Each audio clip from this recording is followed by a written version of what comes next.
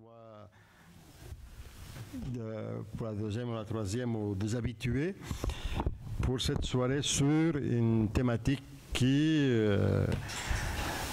sur le titre d'écologie et pauvreté veut explorer d'abord à fond quelles sont les relations qui existent entre le système néolibéral dans lequel nous sommes immergés, la destruction environnementale, et celle-ci, comment elle affecte, provoque et affecte des populations déjà fragilisées ou qui sont fragilisées par cette destruction environnementale.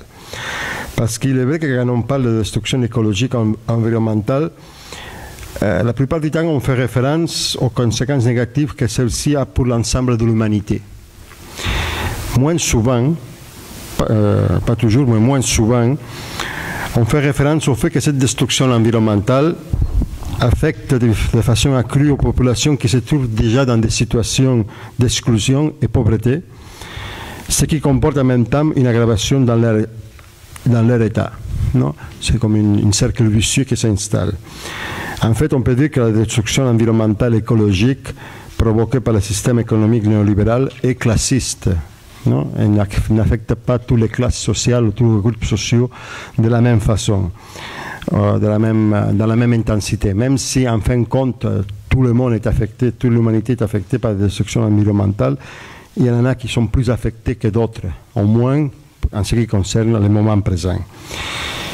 Il s'agit de comprendre pourquoi ça s'est produit. Ça serait un premier horizon ou objectif de la soirée, ce soir. Mais en même temps, on ne voudrait pas strictement rester dans les constats, même si comprendre les problèmes, c'est la première condition pour chercher des voies de solutions, mais au moins envisager des solutions ou des pistes ou des orientations dans ces solutions, parce que ce soit dans les peuples autochtones, partout dans le monde, au Québec inclus, que ce soit dans des classes populaires, quartiers populaires, dans les grandes villes, il existe des possibilités d'action qui se développent déjà. C'est qu'on pourrait appeler en quelque part une sorte d'écologie populaire, même si elle ne s'identifie ou elle ne s'auto-identifie pas toujours sur cette appellation, qui porte déjà en germe des actions et de façons de faire face à la pauvreté liée à la destruction écologique de façon parfois créative, et commencer à regarder de ce côté, c'est une voie de solution, une voie d'avenir. Pour faire ceci, nous avons aujourd'hui 3 panélistes que je vais vous présenter au fur et à mesure de leurs interventions, auxquels on a demandé à chacun de toucher une partie de cette grosse thématique que je viens de vous annoncer. Et en premier lieu, ça va être Jonathan qui va parler, Jonathan Durand-Folco, après Louis Favreau et après Edith Morin-Castellan. Mais étant donné que nous sommes dans une terre ancestrale Mohawk et que nous avons avec nous Edith Morin-Castellan qui vit proche de la communauté d'Aganawaki, même si elle est d'origine zapotèque, mais qui est sous la protection du clan Mohawk du Loup, du membre du conseil traditionnel Kanienkehaa. Elle nous a proposé, nous avons accepté, tel que nous l'avons fait mercredi dernier à Québec dans la même soirée, de nous adresser les mots qui viennent avant toute chose, qui sont des mots de remerciement pour la vie et la nature et toute la réalité entière.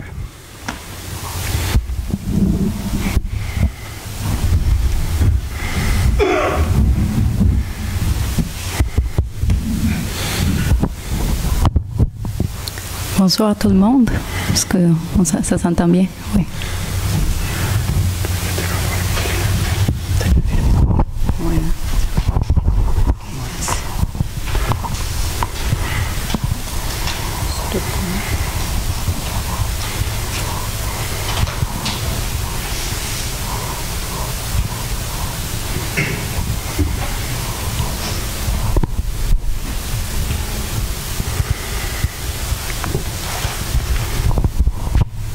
Ça, c'est un petit sac qu'on m'a offert à l'Amazon au Brésil. Et Je l'aime beaucoup parce que ça me fait toujours penser au peuple du Sud, d'où je viens. Puis ici, il y a du tabac qui est l'herbe sacrée pour donner nos mots les remerciements à la création. Donc, on fait normalement ça à chaque fois que les gens se rencontrent. C'est le Ohanda Gariwadekwa, c'est les mots qui viennent avant toute autre chose. Et ça, c'est pour remercier à toute la création. Et à chaque fois que les gens se rencontrent, on se rappelle d'où qu'on vient, de c'est quoi les choses pour lesquelles on se réunit. Et donc, quand on parle d'écologie, on parle de notre environnement, on parle d'où qu'on vient. Donc, on fait appel et on remercie à toutes ces choses-là qui sont dans la création. Ganjokwa, Suwahusillos, Edith Yujets, Ista, Socorro Castellan, Yonkinistaha, Francisca Rueda. Renata Hiuni, Yonkinasadista, Notaharage Ganasesne, Radinyanga Haga Gahna Woge, Newisni Hunsage, Ono Warage Gawe Nage. Tinitino Waradu Garun Wakarunya Neso, Dano Yonkisota, Satan Kagarakwa, Dano Yonkinistaha Yuhunsada, Dana Guego Skatne, Gonunwe. Tinitino Warado Tarunyo Wago Dano Sawiskara, Tinitino Warado Tini Ganyata Regero, Tinitino Warado Aguego Onunkwa Sunwa, Oguire Sunwa, Katsan Sunwa, Otsinuwa Sunwa, Tano Ague Contirio, Tinitino Warado, Asa Nigatara Geradinyato, Ronata Hiuni Dano Rodiskara Wage. Tinitino Warado Jagunse se dano de Ganawida, dano Guego Diane, dano Rodiane, ne Yohahio, dano Ganigurio, dano Gayandawana. Tinitino Warado Gayanara Saragoa, dano Degeni de Yohade. Ayunkia Dagan Hadandao Aron Hetsera ne Ganigurio, ne Unwe. Ayunkia Dagan Hadandao Aron Hetsera ne Gasatstansera ne Gununwe, Yonkinostadista, Yonkinista Yohunsada, dano Gasatstansera Rununwe, Yonkinostadista Gununwe. Ayunkia Dagan Hadandao Aron Hetsera ne Aguegat Sanhaya, ne Aguenyu Hunsage. Dano Nogatena Yodaxa, Eresawet, Eresawet, Eresawet. Doganina Yotazuanikunda. Alors, ce qui a été dit, bien sûr, quand on fait des remerciements comme ça pourrait durer des heures et des heures à remercier à toute petite chose qui est dans la création. Donc, ça peut prendre des journées juste à faire un Ohanda Gariwadekwa. Mais ici, en bref, on commence par remercier la femme ciel. Et la femme ciel, c'est la reconnaissance que tout ce qui est dans la création est d'origine féminin. La femme donne la vie et la vie vient d'une origine féminine. Ensuite, on remercie notre grand-mère Lune, qui est le cœur battant de notre mère Terre. C'est elle qui régule les eaux, c'est elle qui régule les cycles féminins, et c'est elle qui donne le sang à notre mère Terre pour qu'elle puisse continuer à vivre. Et ensuite, on remercie notre mère Terre, qui est notre mère à nous toutes et tous. Et ensuite, on remercie toutes les femmes. Et donc, quand on dit toutes les femmes, c'est aussi toute la vie féminine, c'est elle qui porte la vie. Et ensuite, on remercie les mains de la création. On appelle ça dans plusieurs cultures, mais avec les Ganyangahaga, c'est Tarunyo Wago Danosawiskera, c'est les jumeaux, ceux qui ont été les deux mains de la création pour que les deux mains ensemble travaillent pour faire tout ce qui est aujourd'hui. Ensuite, on remercie les trois clans des Ganyangahaga, la tortue, les loups et les ours. Après, on remercie tout ce qui est vivant, les oiseaux, tous les animaux, tout ce qui sont les animaux dans l'eau. On remercie à tous ces animaux avec qui peut-être on n'a plus la communication comme on l'avait avant, mais on appelle à leur esprit pour qu'on puisse entendre, ouvrir cette voie de communication-là. On remercie aussi la grande loi de la paix, qui est la constitution politique et spirituelle des peuples d'ici.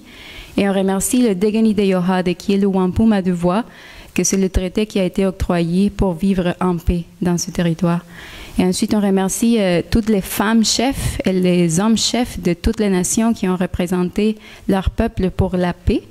Et on remercie aussi toutes les femmes et les hommes qui travaillent pour que la paix soit dans ce monde. Et j'ai aussi commencé par me présenter, j'ai manqué ce bout-là. Donc, je me présente en étant la fille de ma mère et la grande-fille de ma grand-mère, qui était zapotèque. Donc, moi, je pourrais pas dire que je suis Zapotèque parce que je suis pas née dans cette culture-là. Je fais partie d'une deuxième génération qui a été déracinée de ça. Mais je tire ma lignée de ma grand-mère qui était Zapotèque. Et après, je me présente en étant sous la protection du clan du Loup de Kahnawake.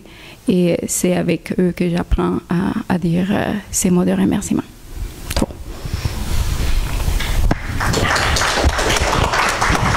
Merci Edith pour cette belle présentation.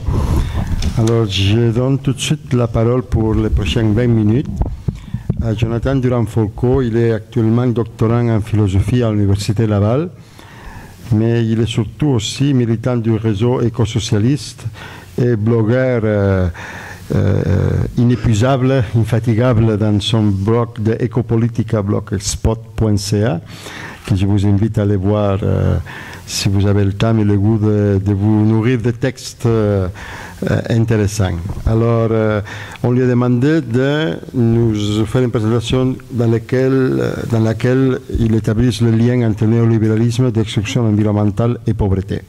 C'est à vous. Donc oui, bonjour à tous et à toutes. Ma présentation devait se diviser en 3 grands bouts. Je vais peut-être pas me rendre jusqu'à la fin, mais je vais commencer par vous parler de la crise écologique qu'on vit tous et de la cause structurelle qui fait en sorte qu'on est dans cette situation. Et je vais essayer d'expliquer les mécanismes qui font en sorte que le système économique dans lequel on vit amène la destruction de l'environnement, la surexploitation des ressources de la terre-mère, de la création, pour employer un autre mot.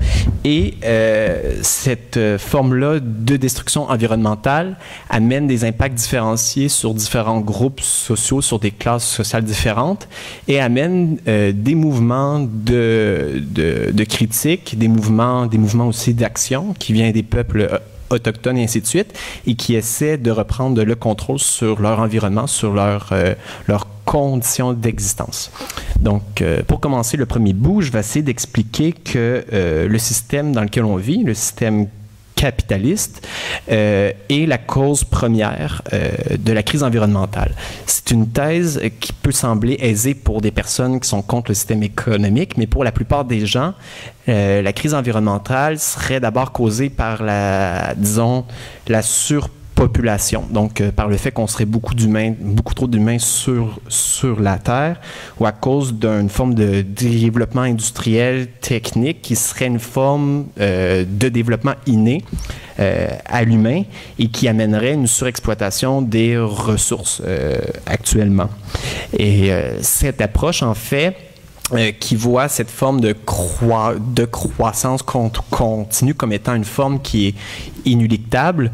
On lui oppose des formes de régulation en termes de développement durable, en termes de limitation de différents types d'exploitation par des normes sociales et environnementales, des consultations publiques, des projets d'évaluation des coûts, des risques, et ainsi de suite. Et la plupart du temps, dans le discours actuel dominant, on ne remet pas en cause la structure derrière justement le développement économique, politique, et ainsi de suite.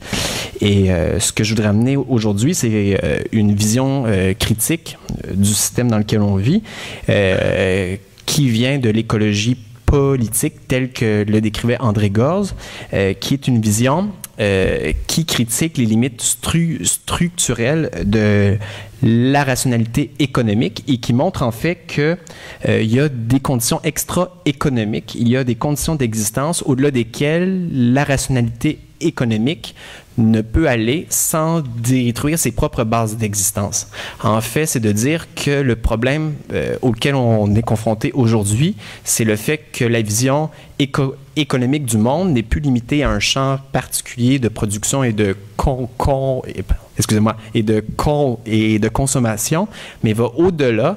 Et dans cette vision, il n'y a plus de limite qui permet de restreindre le développement et d'amener des critères, des finalités humaines, sociales, écologiques au système économique. Donc, dans cette vision, ça amène une surexploitation des ressources de la nature parce qu'il n'y a plus de limites extérieures qu'on pourrait se donner pour orienter ce qu'on a envie de produire, de consommer, d'échanger et ainsi de suite. Et les causes par lesquelles cette vision du monde économique se déploie, et ce n'est pas uniquement au niveau des idées, mais aussi au niveau des différentes institutions puis des pratiques actuelles. Les deux principales institutions qui sont au cœur du système actuel sont la propriété privée des moyens de production et des mécanismes de coordination des échanges qui se font par des ententes entre des parties privées sur le marché économique. Donc, dans cette double institution, qui est la propriété privée et le système d'économie de marché, ce qui se produit, c'est que les différentes entreprises qui produisent des biens sont mises en compétition les unes avec les autres. Ils subissent une forme de pression structurelle qui les oblige à innover constamment, à essayer de réduire leurs coûts de production et de produire toujours plus pour essayer de gagner de l'argent, du profit, pour ensuite produire davantage et ainsi de suite, ce qui amène une pression aux différentes entreprises à externaliser les coûts de leur système, en fait, de production. Et cette externalisation, c'est un terme en économie qui dit en fait que dans le système dans lequel on est, dans la perspective qu'il faut produire des choses en particulier, il y a des impacts indirects qui peuvent être positifs, négatifs, et ces impacts indirects sur notre environnement, sur les gens, sur les écosystèmes, ne sont pas pris en compte dans la logique, dans le calcul du prix et dans le système des échanges dans lequel opère le système économique. Autrement dit, ce qui se passe avec les entreprises actuellement, c'est qu'elles n'ont pas de limite interne qui leur permettrait de prendre en compte les conséquences indirectes de leur activité. Et contrairement, par exemple, à quelqu'un qui jette une canne par la fenêtre, il se promène en voiture, ou quelqu'un qui décide de jeter des objets, des déchets sur le côté, il pourrait se dire individuellement, j'ai pas d'intérêt particulier à le mettre dans une boîte de recyclage ou ainsi de suite, ou ce serait plus économique pour moi de juste le mettre de côté comme ça, sans avoir à recycler les choses que je prends et ainsi de suite.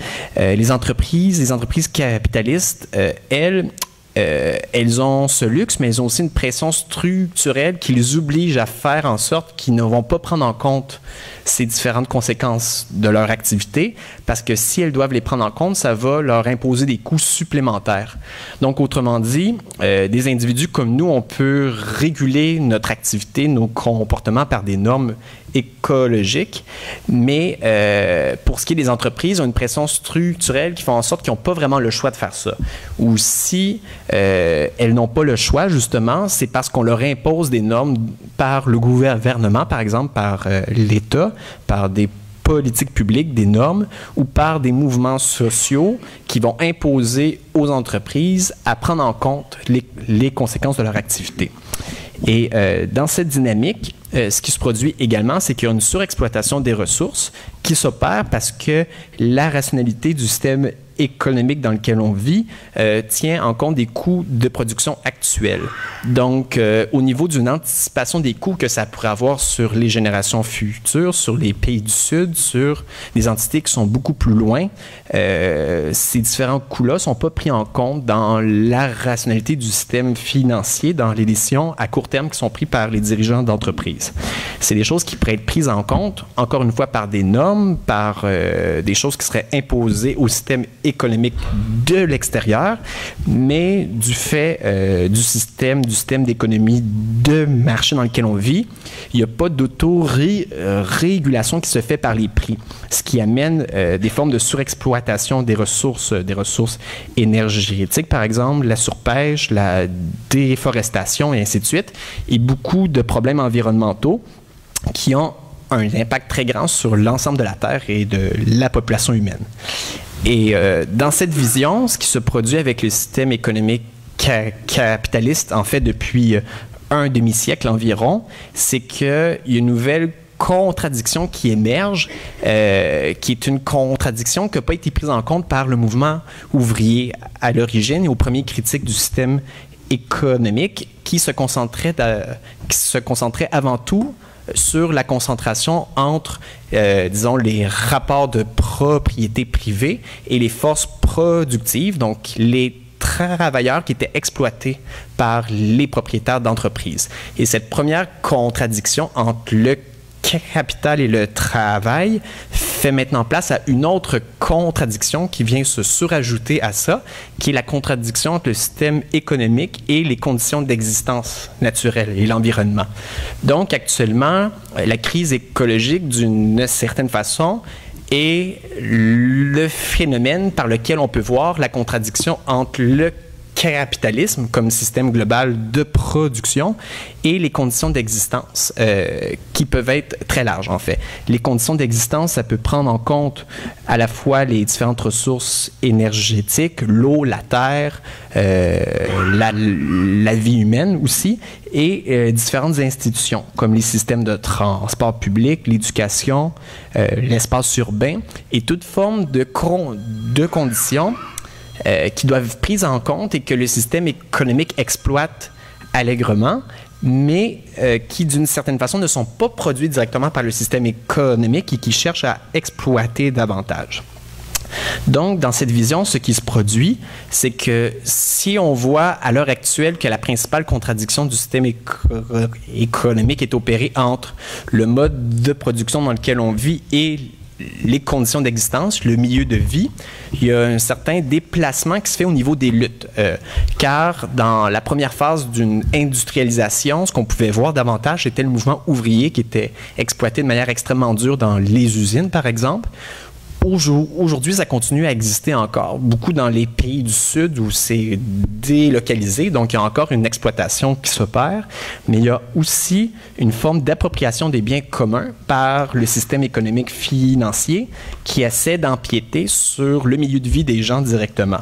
Ça peut prendre la forme de la spéculation immobilière en milieu urbain, sur les terres agricoles aussi, la privatisation des services publics, le brevetage de la vie, par exemple, la marchandisation de la nature par des nouveaux produits financiers, par exemple des obligations pour les catastrophes, à partir desquelles les systèmes d'assurance privée essaient de tirer profit de la crise écologique dans laquelle on vit, en vendant des primes d'assurance pour différents États pour essayer de les assurer et ensuite tirer profit lorsque ces États sont obligés de payer, mais qu'il y a des coûts qui excèdent dans le cas d'inondation, par exemple. Et ces différentes formes-là d'appropriation du système économique sur les biens communs, ça amène différents mouvements sociaux, dont les mouvements pour la justice environnementale. Je ne sais pas s'il y a des gens ici qui ont entendu parler de l'expression de la justice environnementale comme un mouvement social comme tel. Un peu, c'est ça. C'est quelque chose, en fait, qui se rapproche beaucoup du mouvement écologiste. Et le mouvement écologiste, la plupart du temps, on l'a associé historiquement à des mouvements qui essayaient de préserver des grands espaces verts, assurer une forme de gestion rationnelle des ressources, par exemple du bois et ainsi de suite. Mais les premières formes de mouvements écologistes sont nées de différentes formes de résistance des communautés humaines contre une agression par le système industriel de leur milieu de vie, de leur environnement. Et ces différentes formes de résistance par des gens qui habitaient des communautés et ainsi de suite s'attaquaient aux différentes entreprises, au système économique et au gouvernement parce qu'ils voulaient essayer de protéger leur mode de vie traditionnel contre une exploitation qui essayait justement de coloniser leur espace de vie. Et de nos jours, en fait, depuis les années 1970 environ, il y a de plus en plus de mouvements qui luttent contre des grands projets de développement qui vont les attaquer dans leur habitat puis dans leur milieu de vie. Et un de ces mouvements, c'est le mouvement pour la justice environnementale, notamment qui s'est développé à l'automne 1982 en Caroline du Nord, aux États-Unis, où il y a toute une série d'habitants qui se sont mobilisés contre une grande décharge. En fait, c'était une usine de déchets toxiques qui contenait du BPC, qui est une substance extrêmement dangereuse pour la santé publique.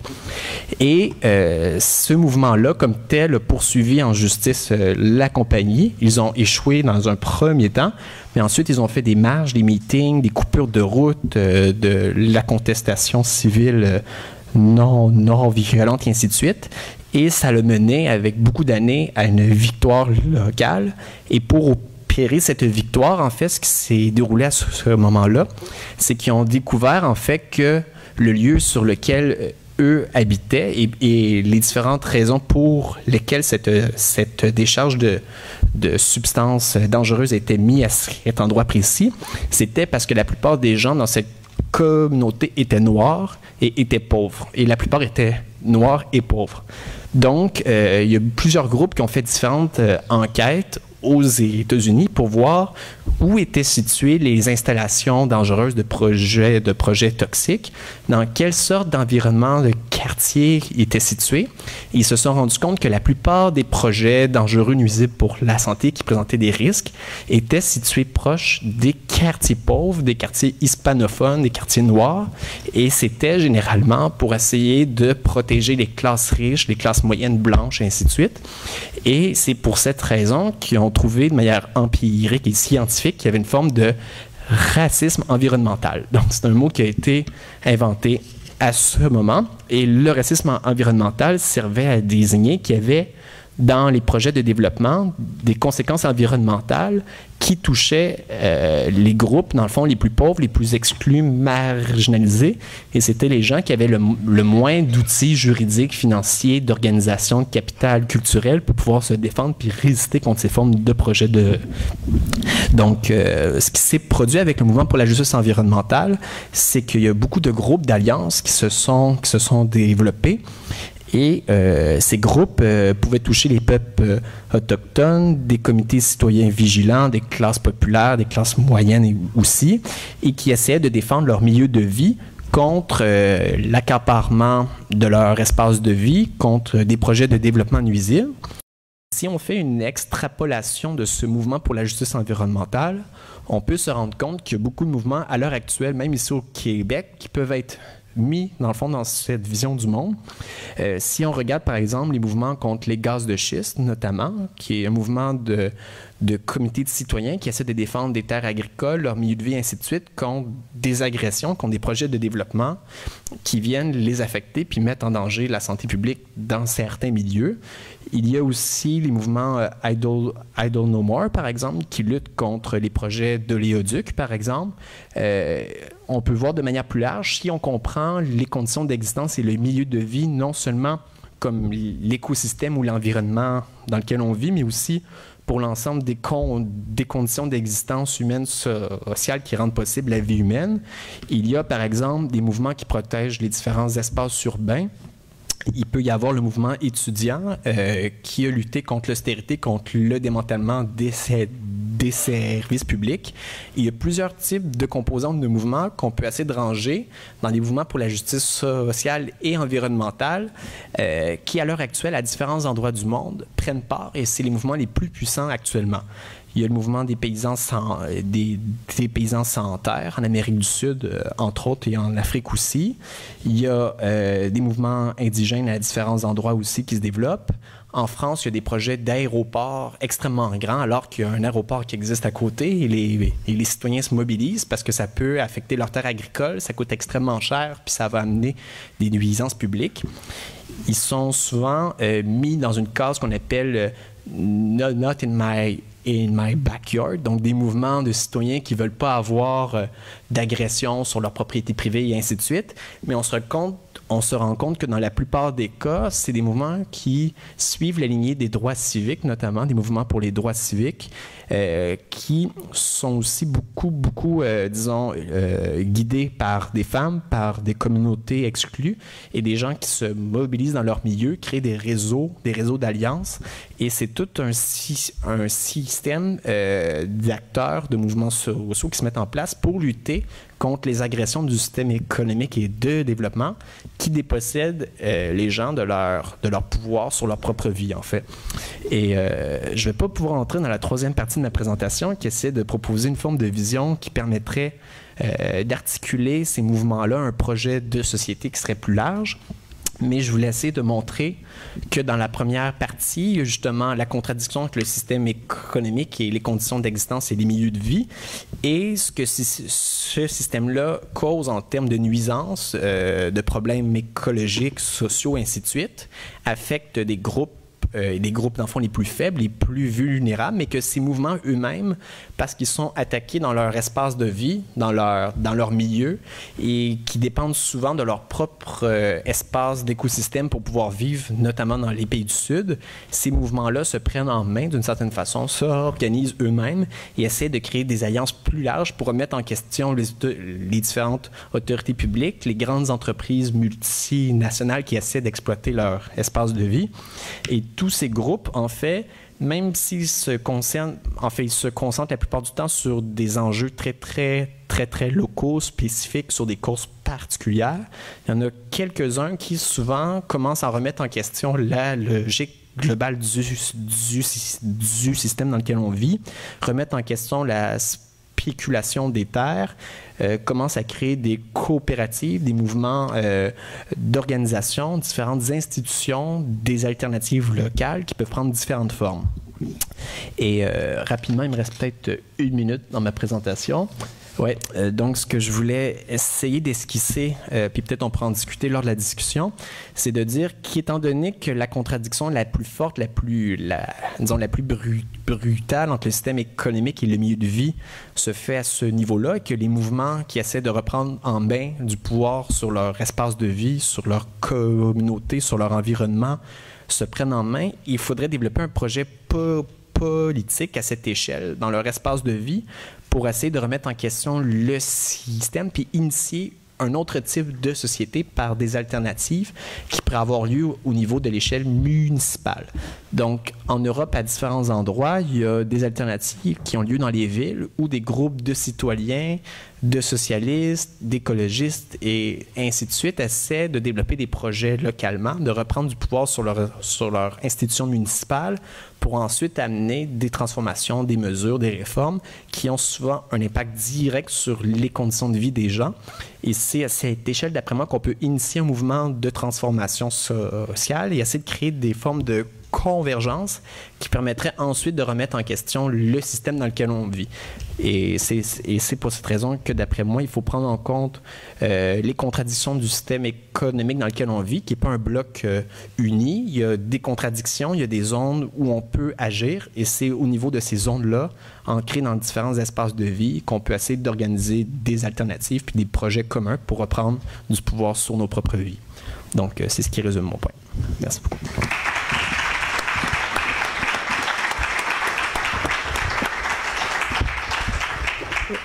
Merci Jonathan. Je sais que je retiendrai ou je mettrai en valeur de votre exposition condensée, j'en suis conscient. C'est que vous avez parlé d'une première contradiction du système capitaliste, celle qui était analysée pendant des années et qui a fait les premières révoltes contre le système entre l'économie et la société elle-même, la justice sociale, par une deuxième entre l'économie et l'écologie, qui en fait nous ramène à augmenter la première, non, par une sorte de... ce n'est plus une injustice d'exploitation économique, c'est une injustice qui environnementale, non, un racisme environnemental, vous avez parlé, que serait une troisième contradiction qu'en fait c'est un élargissement de la première contradiction. Non, c'est que le système dans son développement, ce n'est plus injuste économiquement parlant, non, il est injuste à niveau environnemental, c'est qu'il touche à beaucoup d'autres éléments de de la réalité. Ce qui rend encore moins viable toute perspective de réforme de ce système capitaliste qui affecte surtout en filigrane, peut-être vous ne l'avez pas dit dans ces termes, les classes populaires et les pays du Sud surtout. Et c'est dans cette perspective que je passe la parole à Louis Favreau, qui est sociologue, professeur émérite de l'Université de Québec en Outaouais, qui a travaillé à œuvrer dans le milieu communautaire pendant des années, après enseigné sur toutes les dynamiques coopératives, associatives, communautaires, qui a d'expérience de présence aussi de coopération internationale dans les pays du Sud. Et quelque part va nous amener à la réflexion de comment améliorer les conditions de vie et l'état de santé des populations vivant dans des quartiers populaires et dans les pays du Sud, et aussi les limites parfois de certaines actions qui sont menées à terme ou de choses qui ne sont pas allées encore assez loin dans la réflexion dans certains milieux. Alors, c'est à vous la parole. Merci.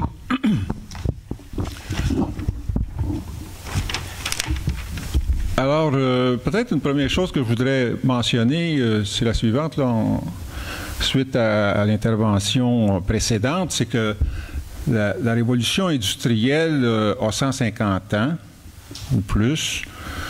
Elle a été fondée principalement sur les énergies fossiles.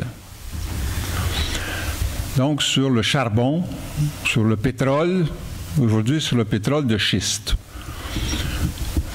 Et ce n'est pas seulement le bloc capitaliste qui a fondé sa révolution industrielle sur les énergies fossiles, c'est aussi le bloc socialiste communiste.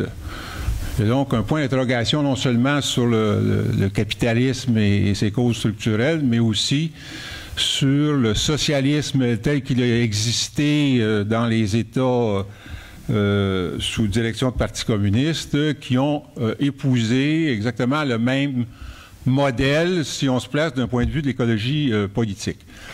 Bon, ceci étant dit, moi je suis sociologue des mouvements sociaux, j'ai fait de l'organisation communautaire dans la région de Montréal pendant une vingtaine d'années avant d'être professeur à l'Université du Québec en Outaouais. Ce à quoi on fait face présentement, c'est à une séparation entre ce qu'on peut appeler l'urgence sociale et l'urgence écologique. Bon. Alors, d'une part, dans les politiques publiques québécoises, canadiennes, les politiques des gouvernements, il y a deux choses. C'est-à-dire, il y a le ministère de l'Emploi et de la Solidarité, plus le ministère de la Santé et des Services sociaux. C'est la question sociale. J'emploie volontairement la notion de question sociale parce qu'elle est plus large que celle de pauvreté, dans laquelle on met plein de choses et de façon relativement ambiguë aussi parfois. Et si on se place au plan international, avec le forum de Davos, par exemple, à un moment donné, c'est le réchauffement climatique qui est la cause de tous les maux.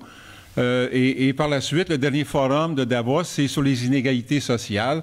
Alors encore là, on a séparé les choses, c'est-à-dire le réchauffement de la planète, les écosystèmes qui déclinent, et il y a de l'autre côté les inégalités sociales.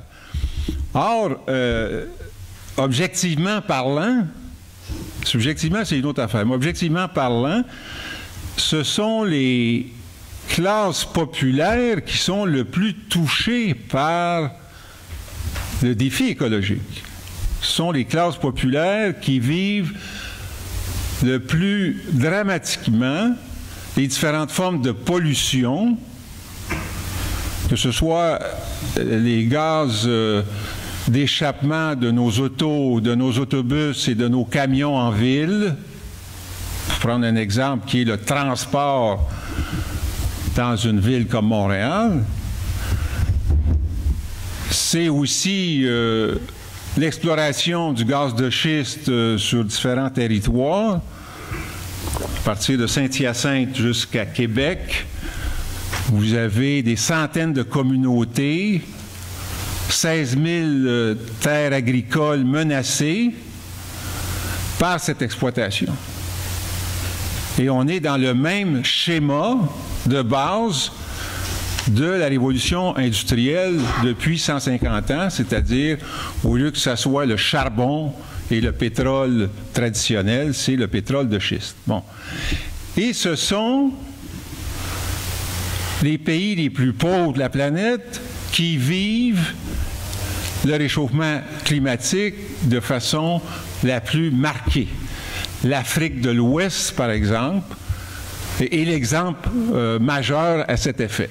C'est-à-dire, vous avez la zone du Sahel qui couvre, qui traverse 8 pays. Et donc, c'est les avancées du désert qui constituent l'enjeu premier de la production agricole et de la vie quotidienne. Quand on dit production agricole, on dit aussi de la vie quotidienne de 75% de la population qui, dans les pays d'Afrique de l'Ouest, sont la population dominante.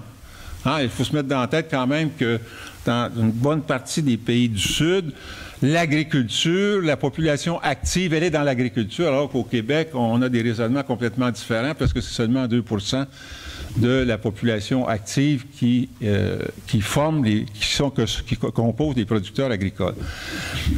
Donc, c'est dans ce sens-là qu'objectivement parlant, les deux choses sont liées. Mais les deux choses sont séparées au plan politique et ça a eu des rebondissements dans les mouvements sociaux qui eux-mêmes séparent les deux choses. Bon, vous avez eu l'exemple de la centrale nucléaire à Bécancour où le gouvernement du Parti québécois, qui a duré pas très longtemps, mais il a réussi au moins à fermer cette centrale nucléaire-là. Le syndicat des travailleurs a été pris dans une situation où il se battait pour maintenir les emplois. Les travailleurs d'une raffinerie, je ne sais pas de mémoire, c'est Shell, dans l'est de Montréal, se sont battus pour maintenir leurs emplois. Dans une perspective écologiste, c'est aberrant. Soyons clairs sur la chose. Il y a des choses qu'on peut faire croître et il y a des choses qu'il faut faire décroître. Les raffineries de pétrole, c'est de la marde. C'est clair? Mais les syndicats étaient mal préparés à faire face à la chose. Dans ce cas-là. Bon. Alors que parallèlement, vous avez un mouvement écologiste qui dit la biomasse, c'est peut-être une alternative en énergie renouvelable pour remplacer les énergies fossiles. Et vous avez des municipalités régionales de comté sur la rive sud de Montréal, des municipalités qui disent « Nous, on veut une industrialisation pour faire la biométhanisation qui permet, en bout de ligne, d'avoir du biogaz qui va alimenter les taxis de notre municipalité et qui va alimenter en énergie les camions de notre service de transport de la municipalité. Oui, alors, c'est dans ce type d'enjeu-là qu'on est. Qu'est-ce que ça veut dire? Ça veut dire que les syndicats qui se battent avec raison sur la question de l'emploi, en général, je ne parle pas du cas spécifique que je vous mentionnais tout à l'heure, se battent sur la question sociale. Mais comme elle a été constamment et tout le temps séparée de la question écologique, on est pris dans une situation particulière où les mouvements sociaux sont mal préparés sur cette chose-là. Bon, mais en même temps, je ne veux pas être trop pessimiste parce qu'on assiste à un renouvellement partiel du mouvement syndical sur cette question-là et d'une façon intéressante parce que le mouvement syndical est en train de faire la preuve que l'emploi et l'écologie, ça peut aller ensemble. L'écologie n'est pas l'ennemi de l'emploi. Et ils en font la démonstration, la Confédération syndicale internationale en fait la démonstration en démontrant en ayant fait une étude sur 12 pays de la planète, au nord et au sud, qui dit, si on se débarrasse des entreprises qui sont productrices ou qui vivent des énergies fossiles, on met des gens à pied, mais on a le double d'emplois qu'on peut créer à partir des énergies renouvelables. Alors, la question qui se pose pour le mouvement syndical, c'est ce que j'appelle dans le livre que j'ai fait là-dessus récemment, s'il y en a qui sont intéressés, j'en ai 4 exemplaires ici en avant, pendant la pause café, c'est la transition écologique de l'économie. Alors, c'est pas du tout au tout, c'est-à-dire le capitalisme est pourri, changeons et faisons la révolution. D'abord, on ne sait pas quelle révolution faire, et on analyse mal aussi le capitalisme. Alors, il faut essayer de mieux cerner le capitalisme dans lequel on est quand on est ici, parce qu'il n'y a pas un capitalisme, il y a des capitalismes. Le capitalisme des pays scandinaves et le capitalisme américain, à la limite, c'est même pas de même nature. Hein? Il faut aussi regarder ça comme ça. Il y a donc des stratégies différentes, des transitions à faire et qui sont intéressantes au Québec. Je vous donne quelques exemples. Mouvement coopératif, vous avez une entreprise. Où est-ce qu'il me reste de temps, en fait? 10 minutes. Bon, OK, parfait. Alors, je vous donne un exemple. Nutrinor, au Saguenay. Coopérative qui a 60 ans, qui a 1200 membres, des producteurs agricoles, bien sûr. 400 travailleurs. Ils ont été dans l'agriculture industriellement intensive pendant des décennies. Parce que c'est ça notre problème majeur en termes d'agriculture au Québec depuis 50 ans, c'est de l'agriculture industriellement intensive. Qui, soit dit en passant, ne permet pas des revenus extraordinaires pour les agriculteurs. On sait que leurs revenus sont relativement ordinaires, plutôt moyens, même s'ils ont bien d'équipement et ils sont endettés jusqu'au cou. Bon. Alors, cette entreprise-là décide, depuis 2008, de faire recherche et développement sur une transition écologique, de faire du développement durable, comme ils appellent ça eux autres. Bon. Alors, qu'est-ce que ça a voulu dire? Ça a voulu dire, par exemple, qu'ils ont choisi d'abandonner progressivement le camionnage de leurs produits à travers le Québec et le Canada, production laitière, de l'eau, des produits, des équipements pour les agriculteurs, la quincaillerie, etc. Bon. Alors, ils ont choisi de passer au train. Retour au train. Abandon du camion. Deuxièmement, tous leurs équipements, tous leurs bâtiments, 400 employés, sont désormais chauffés à la biomasse, à partir d'un contrat qu'ils ont fait avec 3 coopératives forestières. Alors, je pourrais vous donner d'autres choses. Ils font des recherches. Ils sont fatigués de vendre leur eau avec des bouteilles de plastique. Mais il n'y a pas d'équivalent en termes de qualité qui soit pas fossile, parce que le plastique vient du pétrole. Bon, alors comment changer ça? Ils font des recherches là-dessus avec les Français, etc. Mais vous voyez un peu, c'est-à-dire ce genre de choses-là.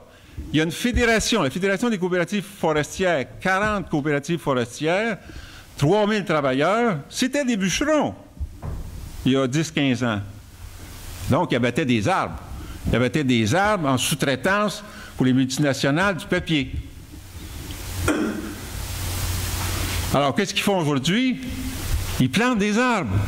Ils plantent des arbres, merde. C'est assez fascinant. C'est des planteurs d'arbres. Et ils ramassent les résidus de la forêt pour la biomasse. Alors, on peut parler aussi des coopératives dans le secteur de l'habitation, où la question de l'efficacité énergétique rentre en ligne de compte. Il y a beaucoup de logements encore, particulièrement dans les quartiers populaires, c'est le mazout.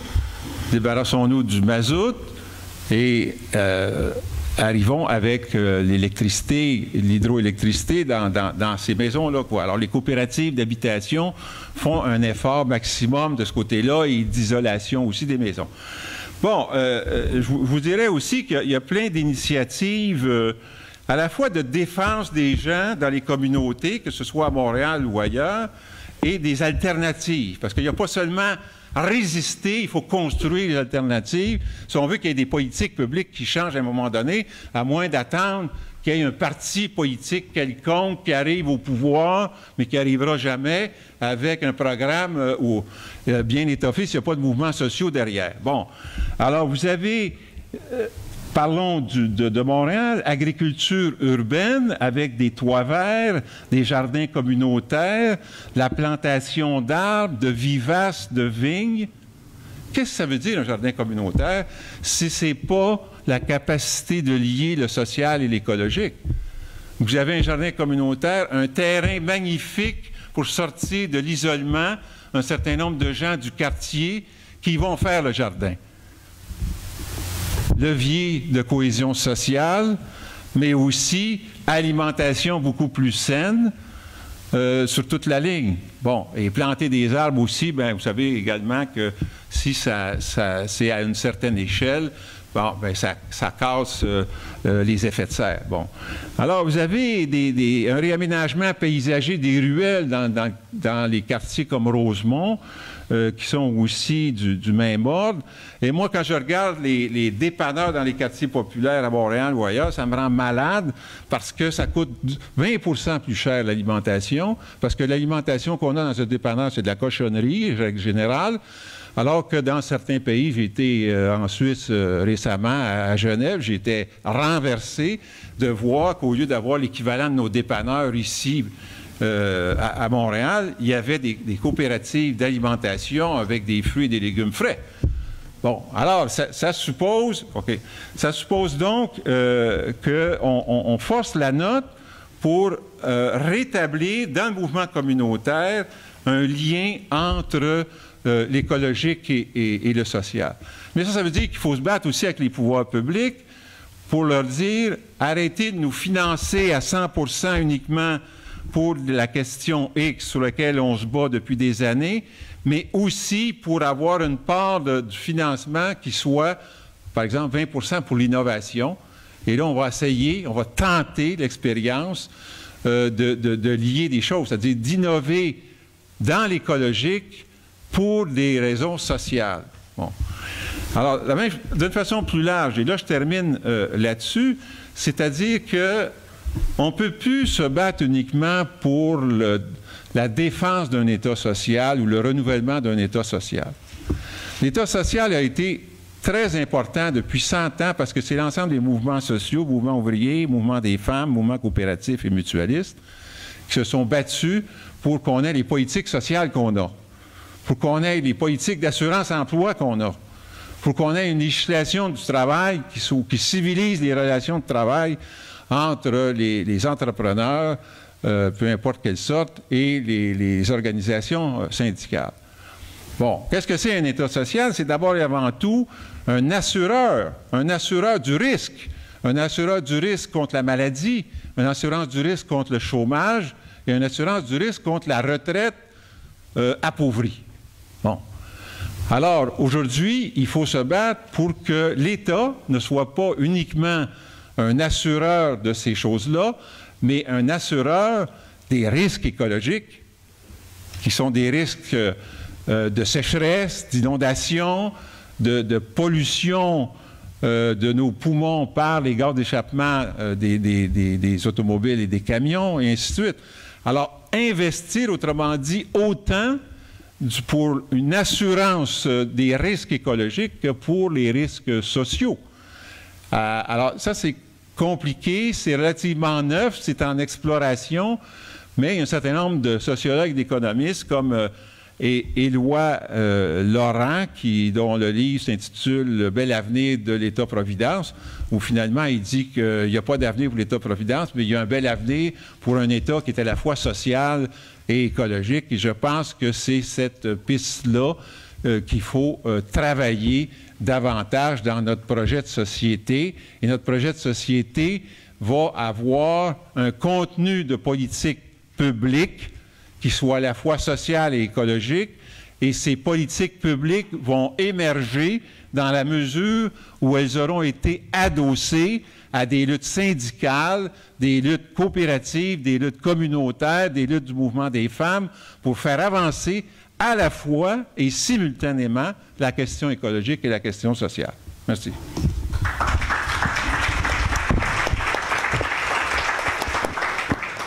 Merci, M. Favreau. Bon, je pense que vos dernières paroles résument assez bien le cœur de votre exposé, qui cette confluence ou cette sensibilisation accrue dans le milieu communautaire, syndical, coopératif de la question écologique comme une question fondamentale sociale, c'est la seule façon que cet état social devienne un état social écologique et non seulement un état, comme vous direz, assureur du risque, au moins qui ajoute l'assureur du risque écologique. Non? On pourra seulement approfondir plus des avenues que vous avez ouvertes lors de la période de questions. En dernier lieu, sera au tour à Edith Mora-Castellan, qu'on s'est déjà présentée. Et dans son cas, elle va nous exprimer comment la perte de possession de propres façons de vivre, de se gouverner, d'avoir son propre territoire par le non-respect des traités est à la base de processus divers d'appauvrissement dans les communautés autochtones, on dirait dans le mot dépossession, une dépossession culturelle, une dépossession territoriale, une dépossession politique, et comment ça, l'accumulation progressive de ces trois axes par le non-respect dans les cas qui va nous expliquer le traité de Wampum a comporté la mise en minorité écologique, d'injustice écologique des communautés autochtones au Québec et surtout à niveau Mohawk. Pour les prochaines minutes, c'est à vous. Oui. On va atteindre la lumière sur... Oh non, non, non, non, c'est pas nécessaire. Oui, parce qu'on ne verra pas si...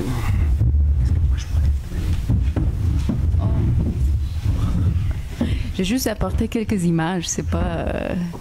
c'est juste pour m'appuyer sur quelque chose.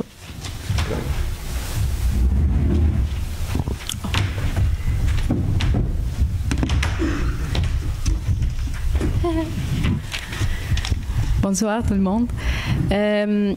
D'abord, je me suis déjà présentée, mais j'aimerais comme ça réitérer parce que ce soir, on m'a demandé une question que moi je trouvais, oh, comment que je vais répondre à cette question-là?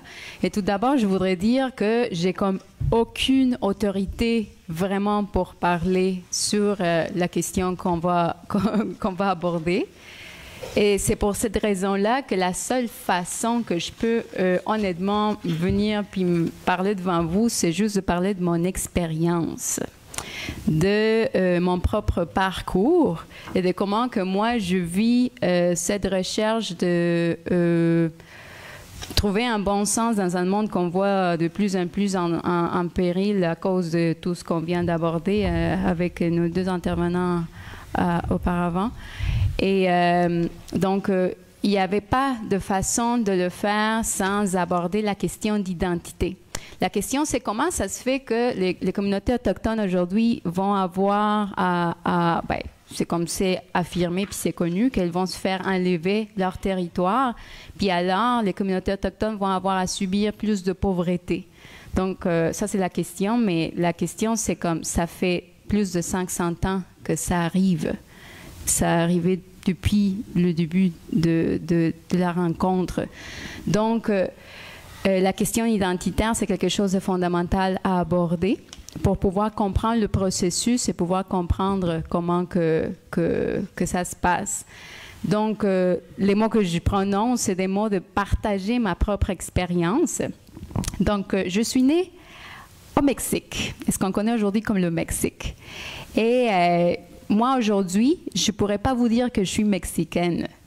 j'aurais dit ça il y a 10 ans quand j'habitais au Mexique. S'il y a quelqu'un qui me rencontrait puis me disait d'où que tu viens, je dirais du Mexique, puis je suis mexicaine. T'sais. Mais en faisant ma propre recherche historique de où que le Mexique vient comme nation, ben ça obéit évidemment, c'est une question nationale inventée. C'était une façon à des gens qui n'avaient pas le pouvoir pour accéder au pouvoir, puis qu'après, ça soit eux autres qui puissent rouler. Donc, si on parle un peu de la question identitaire, c'est comme les Autochtones, encore là, il n'y avait pas la place, il n'y avait pas le lieu pour dire c'est nous, les Autochtones. Donc, moi, en tant que dire je suis mexicaine, aujourd'hui, je suis confrontée à dire mon origine, c'est que je suis d'une origine zapotèque. Et si je dis ça, la seule façon dont je peux le dire, c'est que je suis sous la protection, comme je vous ai dit, du clan du Loup, du conseil traditionnel Ganyangahaga, Haganawagi. Et comme plusieurs d'entre vous pouvez le savoir, les Autochtones de la Confédération iroquoise, ils sont d'une société matrilinéaire. Donc, une société matrilinéaire est quelque chose de très profond au niveau de comment on conçoit le monde. C'est un peu comme quand on regarde les choses avec une vision, avec des lunettes. Si on change de lunettes, on va voir les choses complètement différentes. Et donc, c'est ça le parcours que j'ai fait pendant ce temps-ci en étant sous la protection du clan du Loup. Et c'est ça ce que je vais vous partager un peu. Donc, est-ce qu'il y a quelqu'un qui a vu ce film ici, Québécoisie? Est-ce qu'il y a quelqu'un qui pourrait reconnaître qu'est-ce qui est entre l'homme et la femme un peu...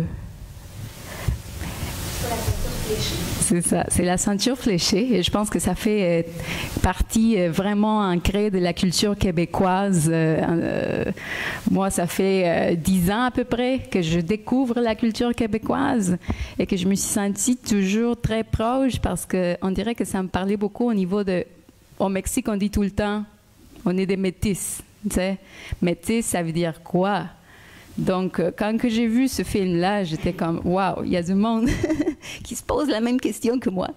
Puis, bien évidemment, quand les gens de l'autre côté de l'océan sont arrivés ici, c'était pas des femmes, c'était des hommes.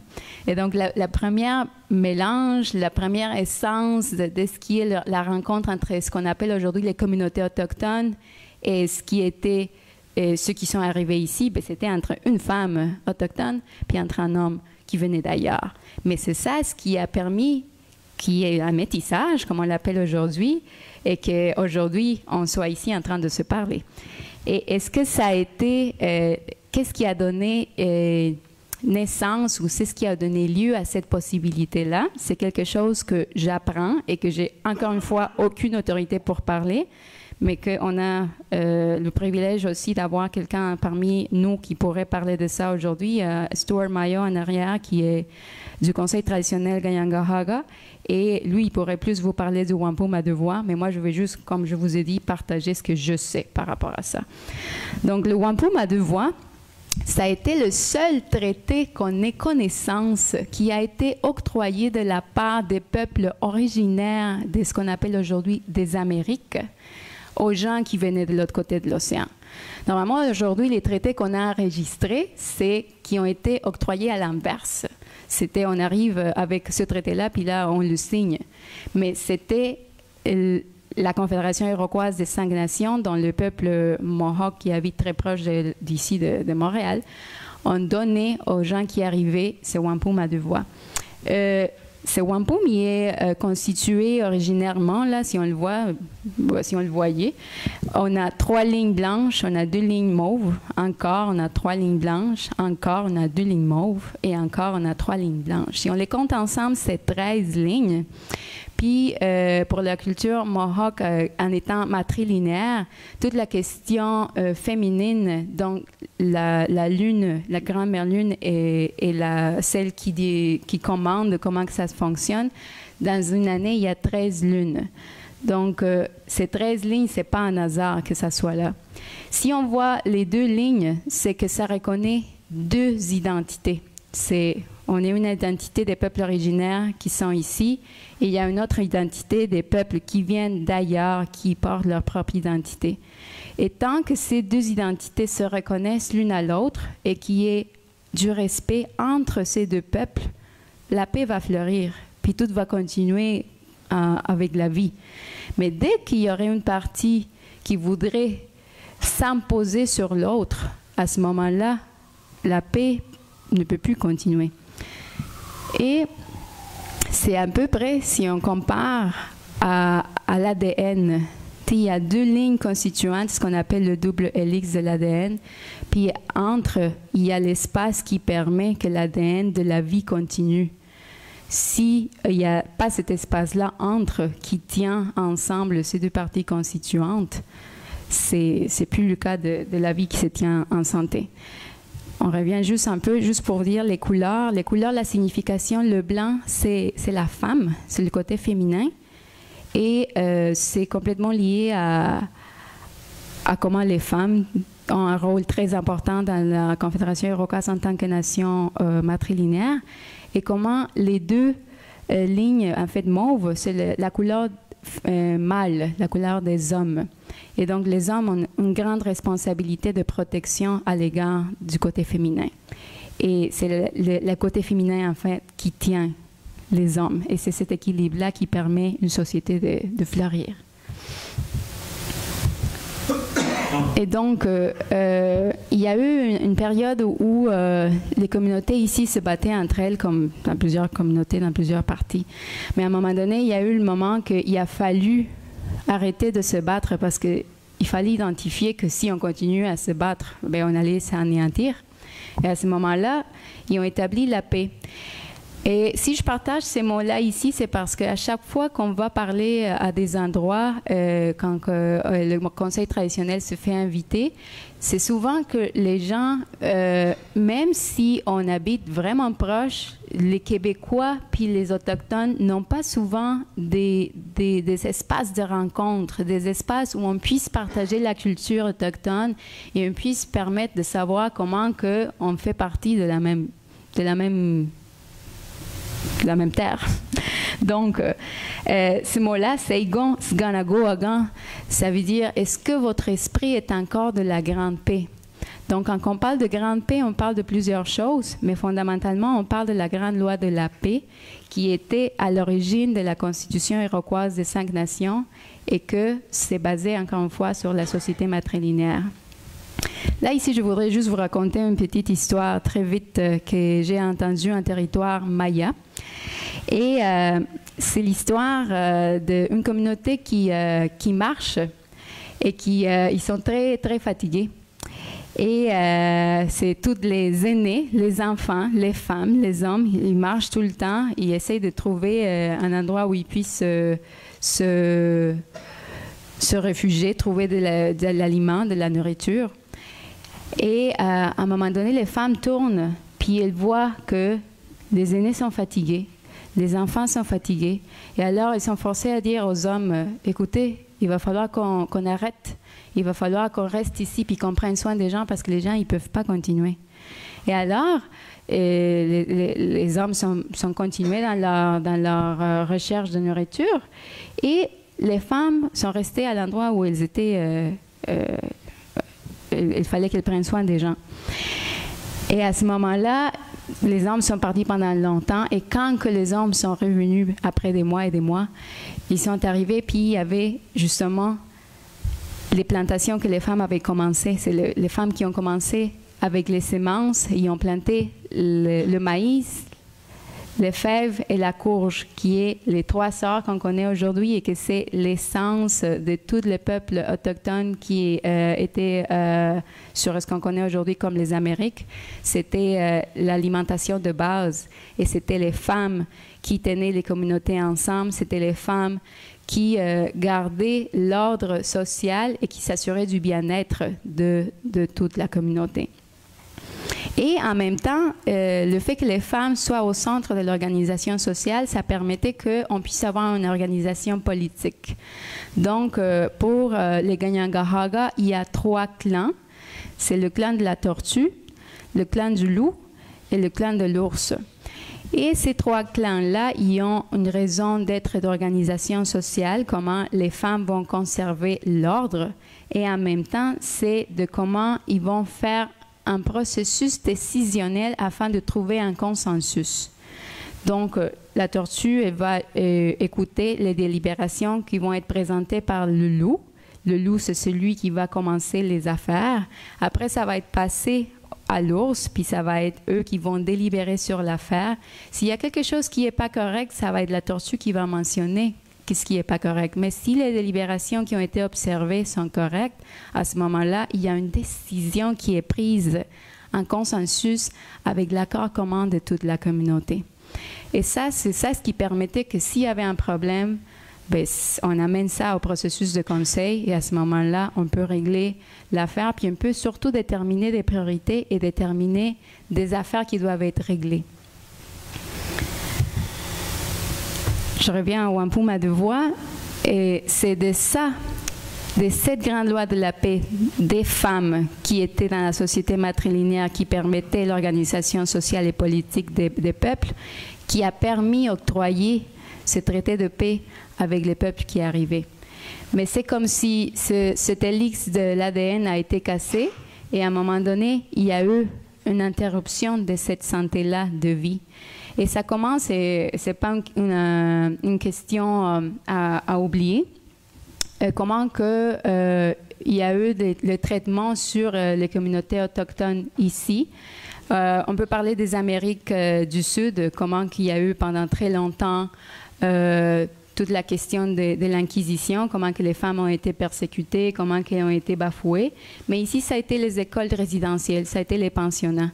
Et ce qui a fait, c'est que ça a enlevé complètement l'identité des enfants, puis ça leur a reprogrammé. C'est comme si aujourd'hui, avec la génie génétique, on peut faire ça, on peut effacer complètement le code de l'ADN d'une cellule, puis on peut la remplacer par quelque chose d'autre.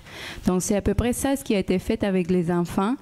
Et ce qui a été le bris le plus profond au niveau du cœur des femmes, c'est que c'était les femmes qui éduquaient les enfants. C'était les femmes qui pouvaient observer c'était qui allait être un bon chef. Ils pouvaient observer comment que se comportaient les enfants et ils savaient c'est qui va être bon pour les médecines, c'est qui va être là. Les femmes ensemble observaient les enfants, puis c'est de cette façon-là qu'ils pouvaient savoir comment que l'homme allait pouvoir être un bon leader politique. Et aussi, ça permettait que les femmes puissent avoir un rôle à un moment donné de faire des décisions. Et donc, quand on évacue ça de l'identité de l'enfant, l'enfant ne se rappelle plus de l'identité qu'il détient en tant qu'être autochtone. Et alors, il peut encore assembler autochtone, mais son identité originaire, qui est celle d'être éduqué par sa mère, puis alors comprendre qu'est-ce qui veut dire notre mère terre, n'est plus là. Et aujourd'hui, bien évidemment, ce système des écoles résidentielles et le pensionnat, vous le connaissez bien, ça vient de la loi qu'on appelle la loi des Indiens. Mais ça, ce que ça amène aussi, c'est le système de gouvernance qu'on peut appeler des peuples autochtones aujourd'hui. Et ce qui est le système de gouvernance, si on veut, c'est les conseils de bande. Et les conseils de bande, c'est le gouvernement qu'on connaît aujourd'hui dans les médias, puis qu'on entend que c'est les représentants des communautés autochtones, ce qui n'est pas le cas, parce que c'est le conseil de bande qui est directement un employé du gouvernement fédéral et qui vont suivre, comme n'importe quelle autre municipalité ou comme n'importe quel autre gouvernement provincial, les directives qu'il faut suivre à cause des contraintes budgétaires ou d'imposition des directives et des politiques, et qui vont faire que ces gouvernants élus de bande prennent des décisions qui ne sont pas nécessairement les bonnes. Ici, je voudrais juste vous dire un exemple. On a parlé avant, puis ça a été un bon exemple à donner. On connaît quelqu'un d'une communauté Innu, très, très proche de nous. Puis dans cette communauté Innu, ce qu'ils ont fait, c'est qu'ils ont fait un 3e référendum. Et quand on parle de troisième référendum, c'était pour des lignes électriques que la compagnie Hydro-Québec voulait établir dans leur territoire. Donc, dans la première offre de référendum, le conseil de bande a dit que Hydro-Québec offrait une école, un hôpital, puis une quantité, je ne me rappelle pas exactement, là, genre de 150 millions de dollars, quelque chose comme ça. Ils ont envoyé un référendum, la communauté a voté non. Ça n'a pas passé. Ils ont fait ça une deuxième fois. Et là, cette fois-ci, ils n'offraient plus d'école, ils n'offraient plus d'hôpital, ils offraient juste 125 ou quelque chose comme ça, millions de dollars. Ils ont voté à nouveau et ils ont dit non. La communauté a refusé. Mais là, dernièrement, puisqu'il y a plus de manque d'emploi, il y a un peu comme des récessions, ça n'allait pas trop bien dans la communauté, ils ont envoyé un troisième référendum. Ils ont proposé 75 millions de dollars. Et la communauté a voté oui. Ça a passé comme court, là, genre comme 1%, comme on est habitué à voir, là. Mais ça a passé comme référendum. Sauf que, est-ce qu'on ne lit pas dans les médias, puis est-ce qu'on ne sait pas vraiment? Et c'est que le conseil de bande s'est servi afin de faire l'entente prémonitoire avec Hydro-Québec d'une liste de 14 familles traditionnelles qui avaient octroyé au conseil de bande le permis de prendre soin de leurs terres, parce que chaque famille traditionnelle a des terrains qui sont leurs depuis des traditions des années. Et le conseil de bande était doué pour prendre soin de ces terres-là. À ce moment-là, ils ont juste pris cette liste-là des 14 familles traditionnelles puis ils l'ont inclus dans l'entente, sans avoir demandé aux familles traditionnelles s'ils voulaient faire ça. Évidemment, quand les familles traditionnelles ont su ça, ils ont dit « Mais vous ne nous avez jamais demandé. Mais c'est vous qui nous avez donné cette permission depuis longtemps. » Oui, mais pas pour ça. Donc, il y a une famille traditionnelle qui a décidé de se retirer de cette entente pour laquelle il n'avait jamais été demandé. Et alors, la communauté, en ce moment, ils ont dit oui. Ils ont le processus de construction déjà des lignes. Hydro-Québec est là, mais ils n'ont pas l'argent.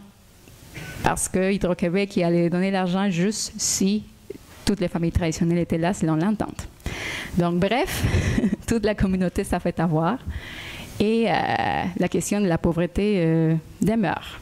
Donc ça, c'est juste un exemple pour dire qu'aujourd'hui, quand le conseil de bande va adhérer à des paramètres démocratiques, soi-disant, dans lesquels c'est le vote qui va déterminer qu'est-ce qui va arriver avec le futur et le processus décisionnel qui est en train de s'exécuter, on évacue complètement l'identité originaire des communautés, de faire un consensus pour pouvoir déterminer avec des faits qu'est-ce qui est correct et qu'est-ce qui ne l'est pas. Et ça mène juste un processus divisoire de dire oui ou non, puis il n'y a pas d'autre choix. Et évidemment, ça divise la communauté, parce qu'à un moment donné, par exemple, cette famille traditionnelle avait même peur de se faire... je ne sais pas moi, quelque chose, parce que c'est à cause d'eux que la communauté n'a pas eu 75 millions de dollars. Donc, aujourd'hui, on s'est rencontrés il y a 7 ans avec le Conseil traditionnel Kanien'kehá:ka quand on manifestait à Montréal pour qu'on signe la Convention des Nations Unies sur les droits des peuples autochtones. À ce moment-là, on le voyait comme quelque chose de très bon.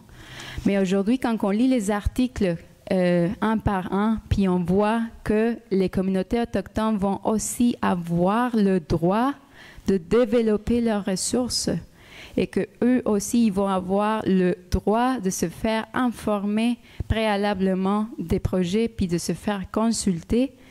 On est juste en train de reproduire le même modèle de les enfermer, d'enlever l'identité originaire qui était justement, on a un processus décisionnel consensuel qui permet de déterminer par des faits qu'est-ce qui est correct et qu'est-ce qui ne l'est pas. Et donc, c'est ce processus consensuel décisionnel qui était à la base, et qu'il y a encore, de la Grande Loi de la Paix et du Wampum à 2 voix, qui est encore aujourd'hui accessible à la population québécoise. Et ça ne serait pas à moi de parler de ça. Ça serait bien sûr peut-être un autre moment qu'on pourrait parler, mais si vous voulez poser des questions, on a ici Stuart Mayo et Yvan Bombardier qui travaillent depuis très longtemps avec l'application de Wampum à 2 voix. Tantôt, on parlait de comment que Bécancour avait été fermé on a participé à ce processus-là. On participe aussi avec des organismes citoyens qui sont contre le gaz de schiste. En ce moment, on a un ami à Trois-Rivières qui est en train de parler sur ce qui se passe à Kakuna en ce moment.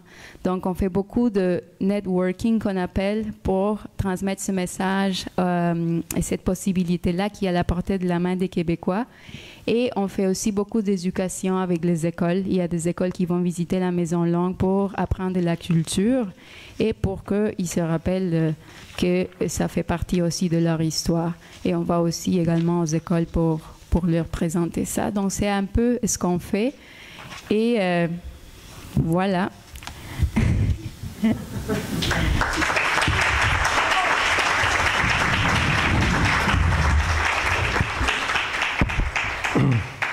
Merci Edith. Je pense que reste assez clair que un processus de dépossession du territoire commence par un processus de dépossession de l'identité, dans le cas que vous avez exprimé, de toute la dimension féminine centrale à l'organisation sociale et politique. Et une fois on a fait ça, on peut introduire des systèmes étrangers de gouvernance qui, la plupart du temps, travaillent pas pour le bien de la communauté, sinon pour répondre aux attentes du gouvernement qui les a mis en place. Avant de vous libérer pour 10 minutes de pause,